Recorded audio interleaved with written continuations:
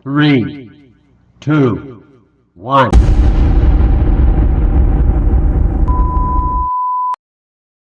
Assalamualaikum warahmatullahi wabarakatuh. Perkenalkan, kami dari kelompok 2 akan mempresentasikan hasil diskusi dari kelompok kami mengenai manajemen file. Sebelumnya, perkenalkan anggota dari kelompok kami. Yang pertama, Nanda Dwi Cahyo dengan NIM 31300210007. Yang kedua, Rian Virgiawan dengan NIM 31300210008. Yang ketiga, Chelsea Jelita dengan NIM 31300210028. Yang keempat, ada Sabita Kolbi dengan NIM 31300210034. Dan yang terakhir ada saya, Nandini Naifah dengan NIM 31300210039. Baik, di sini saya akan menjelaskan tentang apa itu file. Jadi, file adalah unit penyimpanan logika yang diabstraksi sistem operasi dari perangkat penyimpanan file. File berisi informasi yang disimpan pada penyimpanan sekunder seperti magnetic disk, magnetic tape, dan optical disk. Informasi dalam file ini didefinisikan oleh pembuat file itu sendiri, dan file memiliki struktur tergantung pada tipe dari file itu sendiri. Jadi beberapa tipe file itu seperti data numerik, lalu karakter atau binary, lalu ada tipe program seperti source program, object program, atau executable program, atau program yang biasanya menjalankan perintah-perintah tertentu.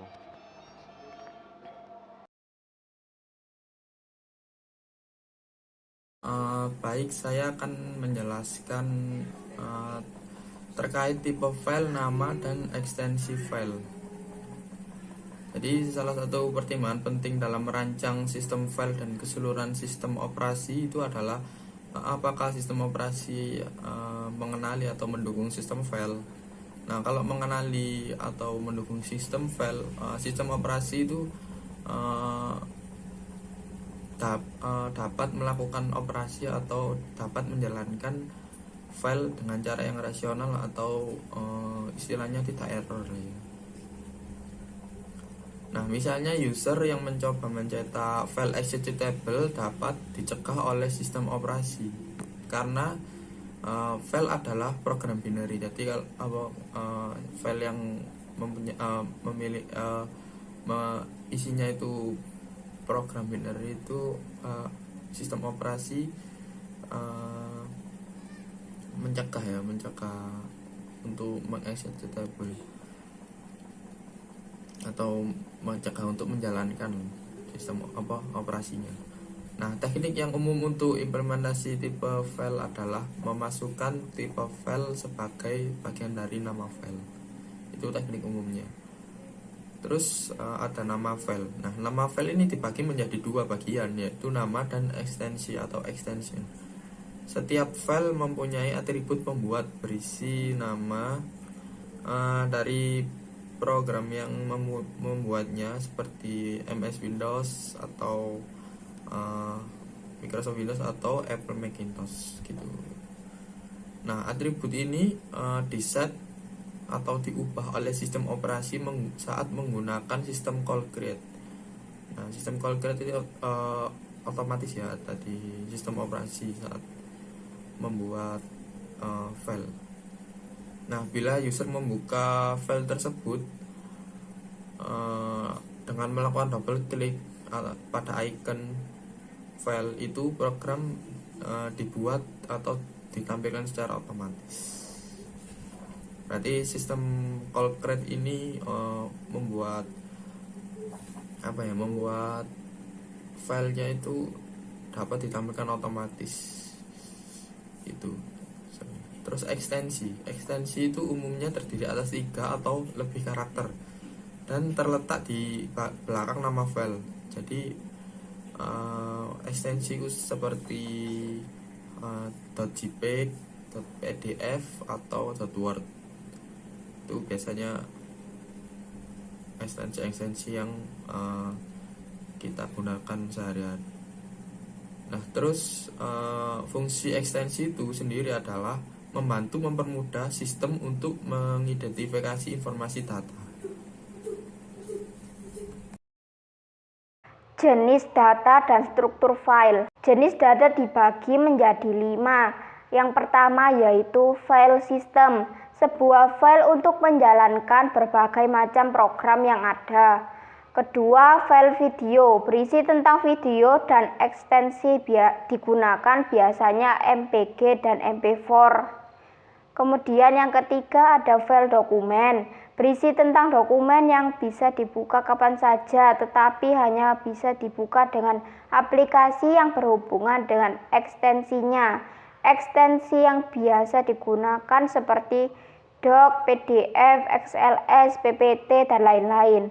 Kemudian ada file gambar, berisi tentang gambar di dalamnya. Ekstensi filenya seperti JPEG, JPG, PNG.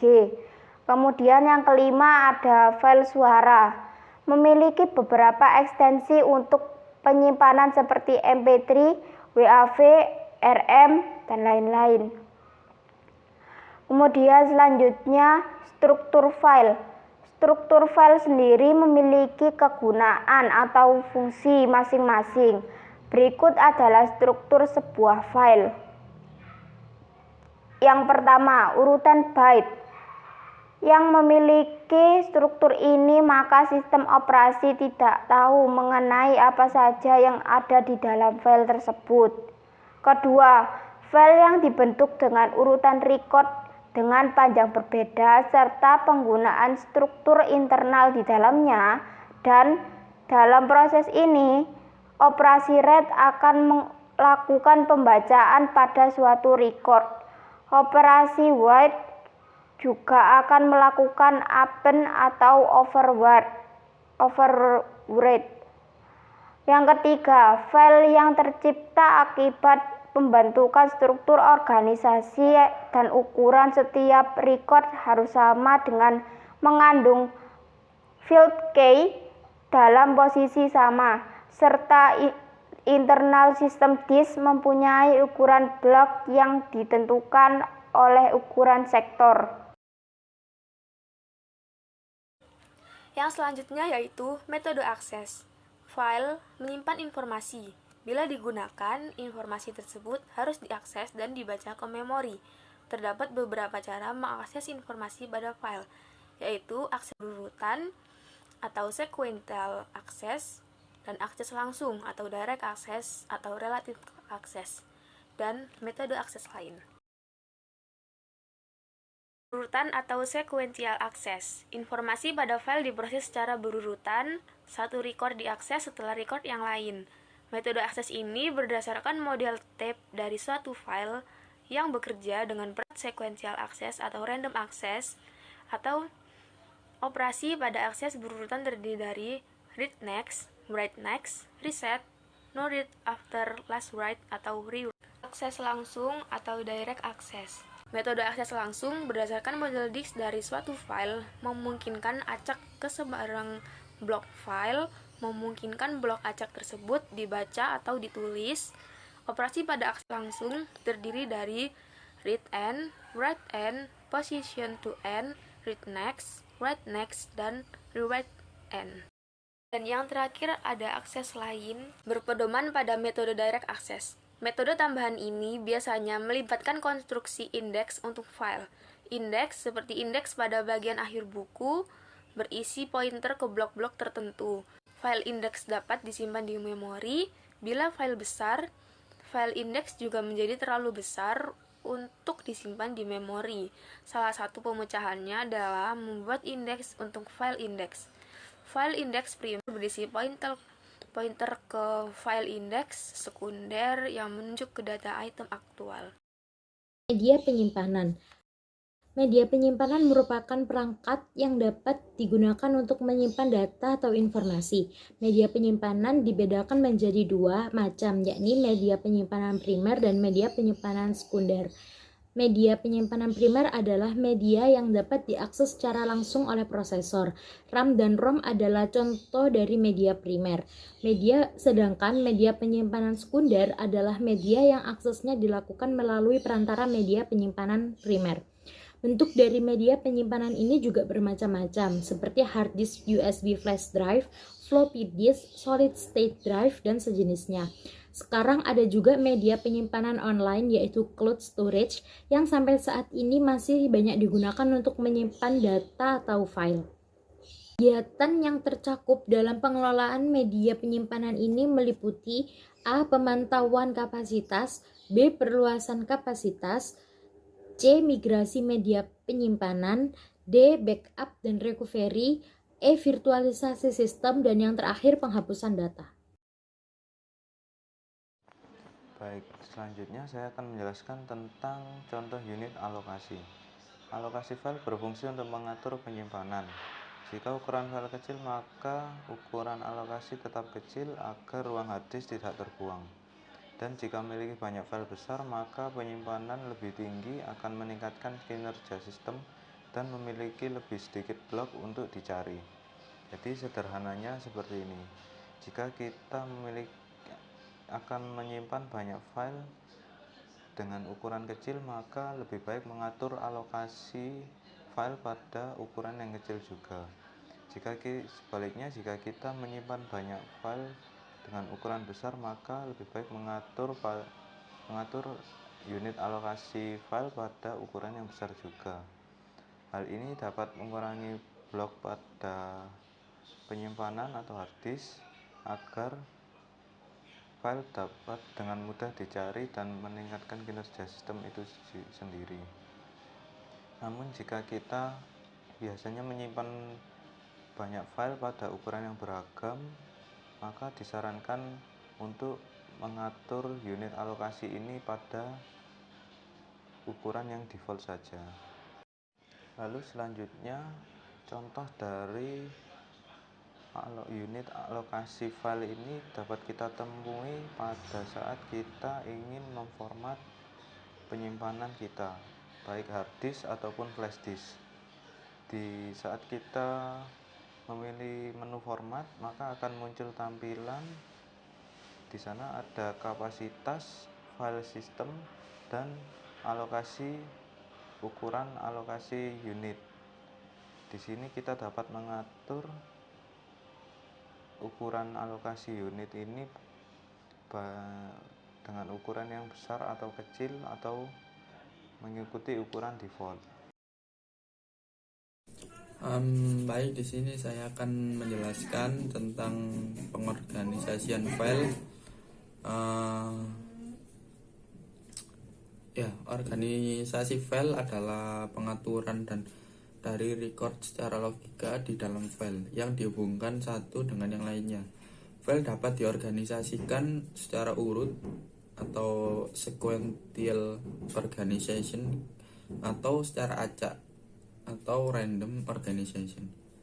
Nah, file urut atau sequential file merupakan file dengan organisasi urut dengan pengaksesan secara urut. Nah, file urut berindeks atau disebut indexed sequential file atau sering disebut dengan ISAM merupakan file dengan organisasi urut atau sequential organization dengan pengaksesan secara langsung atau direct access. Nah, file akses langsung atau direct access file atau disebut dengan file alamat langsung merupakan file dengan organisasi acak atau random organization dengan pengaksesan langsung direct access. Manajemen file. Pengertian manajemen file adalah metode dan struktur data yang digunakan sistem operasi untuk mengatur dan mengorganisir file pada disk atau partisi. Manfaat manajemen file adalah dapat mengurangi risiko kehilangan file yang dikarenakan terhapus secara tidak sengaja, tertimpa file baru, tersimpan di mana saja, dan hal yang tidak kita inginkan.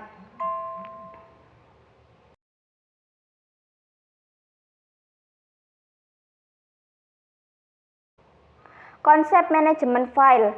Yang pertama, file. Abstraksi penyimpanan dan pengambilan informasi pada disk. Abstraksi ini membuat pemakai tidak dibebani rincian cara dan letak penyimpanan informasi, serta mekanisme kerja perangkat penyimpan data.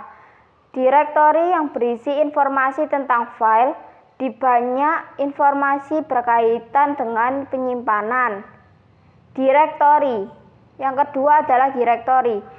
Ialah file yang dimiliki sistem operasi dan dapat diakses secara terus-menerus di sistem operasi. User atau pemakai memanipulasi data yang merujuk sebagai file atau direktori. User tidak dibebani dengan masalah penyimpanan, manipulasi perangkat, dan sebagainya. Sasaran manajemen file untuk memenuhi kebutuhan dari manajemen data bagi user atau operator komputer. Yang kedua, memastikan data di dalam file adalah benar. Yang ketiga, memberikan dukungan berupa masukan dan saran berbagai tipe perangkat penyimpanan. Yang keempat, meminimalisir atau bahkan menghilangkan potensi kehilangan data atau upaya perusakan data. Yang kelima, menyediakan sekumpulan rutin antar masukan atau keluaran. Yang keenam, yaitu memberikan dukungan berupa masukan dan keluaran kepada banyak pengguna atau user pada sistem multi-user. File adalah unit penyimpanan logika yang diabstraksi sistem operasi dari perangkat penyimpanan. File memiliki banyak tipe, jenis data, serta nama. Metode aksesnya pun ada beberapa macam, ada akses berurutan, akses langsung, dan metode akses lainnya. Ketiganya memiliki proses yang berbeda-beda. Manajemen file adalah metode dan struktur data yang digunakan sistem operasi untuk mengatur dan mengorganisir file pada disk atau partisi. Sekian materi yang bisa kami sampaikan dalam video ini, kurang lebihnya mohon maaf. Wassalamualaikum warahmatullahi wabarakatuh.